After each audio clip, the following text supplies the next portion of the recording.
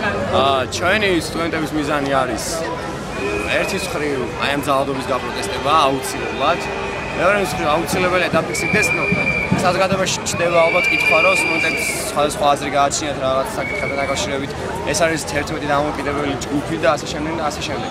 ჩემთვის როგორც ერთი დამოუკიდებელი სტუდენტისთვის თავარი მიზანი არის ის, რომ სისტემა ცხადია ეს გაჟღერებულია რომ სისტემა დაინგრეს, მაგრამ დაინგრეს მოძალადე სისტემა.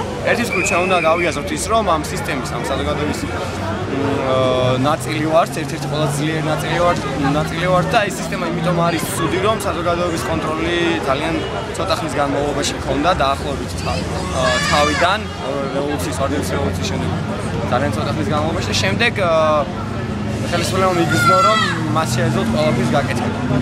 დღეს, როდესაც ჩვენ ვცდილობთ ვაკონტროლოთ სიტუაცია, ჩვენ ვცდილობთ რომ ეს პროტესტი მივიტანოთ არჩევნებამდე, იმიტომ რომ მაინც საზოგადოებაში მუსიებს აზრი, რომ არჩევნები არის ის გზა, რითიც შეიძლება აი მოძალადე სისტემის დანგრევა. ერთის მხრივ აუცილებელია ამის გაკეთება.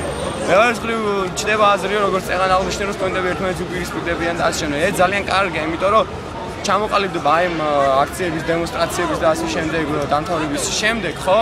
ჩამოყალიბდება რამდენიმე ინტერესის, სხვადასხვა ინტერესთა ჯგუფები და ეს ინტერესთა ჯგუფები თავიანთი ინტერესების გატანის მცდელობით დაუპირისპირდებიან ხელისუფლებას, შემდეგ ხელისუფლებას და მას რაც შეიძლება მეტად შეზღუდავენ და რაც შეიძლება მეტად იქნება რაღაც მოდიფიცირებული. ეს არის ძალიან კარგი, ეს არის ჯანსაღი დემოკრატიული პროცესი და იმედი მაქვს, რომ ძალადობის გარეშე ყოველგვარი ზედმეტი კრევის, მსხვერპლის, სისხლის გარეშე ჩვენ მივალთ იმ მიზნამდე, რასაც ქვია სამოქალაქო საზოგადოების ჩამოყალიბება და რასაც ქვია დემოკრატიული საზოგადოების ჩამოყალიბება.